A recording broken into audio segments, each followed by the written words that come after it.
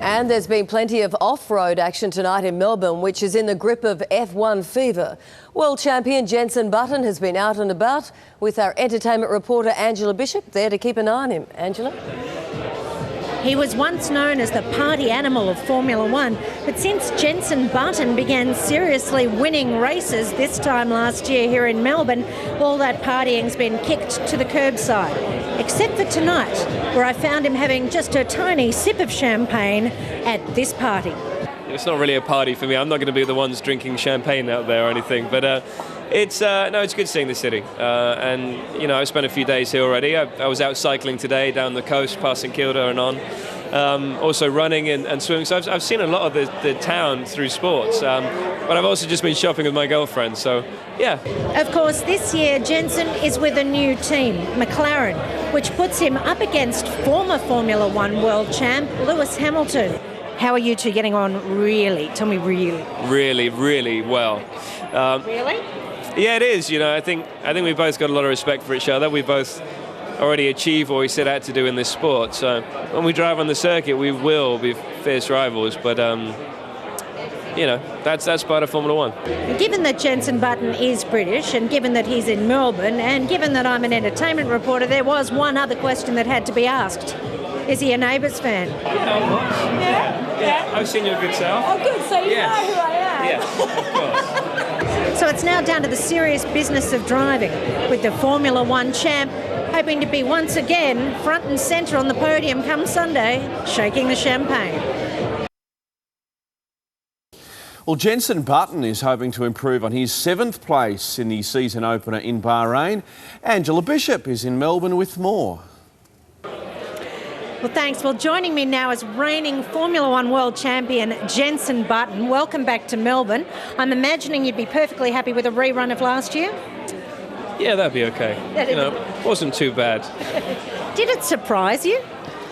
You know, I think winter testing, we knew we had a good car. You know, we didn't actually get much testing in, but it was a very emotional weekend because we obviously didn't know we'd be racing in 2009. So to actually be in Melbourne was really a bonus to us, and to come away with a victory was a very emotional moment for the whole team. So yeah, it was a very special weekend that I will never forget. You're in the new team. You're with McLaren.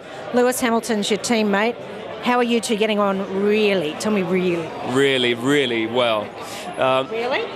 Yeah, it is. You know, I think we both got a lot of respect for each other. We both already achieved what we set out to do in this sport. So when we drive on the circuit, we will be fierce rivals. But you know, that's part of Formula One. Do you think Michael Schumacher might want something else to happen? Yeah, you know, it's not just us three. You know, I think it's great that Michael's back in the sport. You know, I think he's achieved more than anyone in Formula One. So it's good to have him back. It really is. And I hope he has a good season, but obviously not as good as me. And how do you think our Mark Webber's going to go? You know, Mark Webber, the local boy, I think he's got a lot of pressure on his shoulders. He's got a good car underneath him, very quick car, so he'll be up the front challenging for wins. And he's a pretty aggressive driver, but you know, I look forward to racing with him. Well, we hope to see you on the podium shaking the champagne come Sunday. Thank you very much. You know, role rehearsal of last year would be perfect. It would indeed. Back to you. Okay, good on you. Thanks to Ange and, of course, to Jenson as well. Well, his return to the sport he once dominated, and says he's fitter and stronger than ever. But for 7-time world champion Michael Schumacher, a 92nd Grand Prix victory and a 5th race win at Albert Park would be the sweetest in his long and decorated career. There's some familiar names and faces back in Formula One this season. Lotus is on the grid, and for the first time in 16 years, the Senna surname returns in pit lane. The legendary Ayrton Senna's nephew Bruno to race in this year's expanded 24-car field. There's also the return of the sport's greatest, 7-time world champ Michael Schumacher, back, aged 41. I'm a little bit older, and I do feel that here and there in some kind of sports like soccer, my knee is a little bit itching. No, but everything else I'm very good at. Looking remarkably lean, the German no longer races a Ferrari, now it's a Mercedes. He knows victory in his second start back is a tough call, but if a 5th win at Albert Park is to come on Sunday, he said it would rate as one of his career highlights. Probably would mean quite a special moment, but there's no point to think of something if, what, when. Let's see and do it, and then we talk.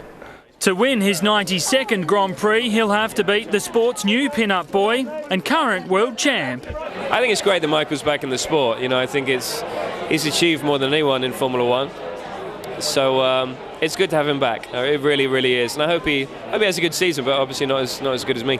But for those drivers willing to bet, they say it's down to Red Bull versus Ferrari, with both Button and Schumacher out of the equation. It will be between Mark Webber, Sebastian Vettel and Felipe Massa and Fernando Alonso. The fight for Sunday's crown begins tomorrow with 3 hours of F1 practice. Tim Hodges, 10 News. 7-time Formula One world champion Michael Schumacher is refusing to rate his chances of a winning return to Melbourne. Back as a Mercedes driver after a 3-year retirement, Schumacher is aiming for his 92nd win in just his second race back. Probably would mean quite a special moment, but there's no point to think of something if, what, when. Let's see and do it, and then we talk. Current champ Jenson believes the pressure will get to hometown hero Mark Webber. But of course, Mitch, you wouldn't agree with that. That's all in sport. See you tomorrow.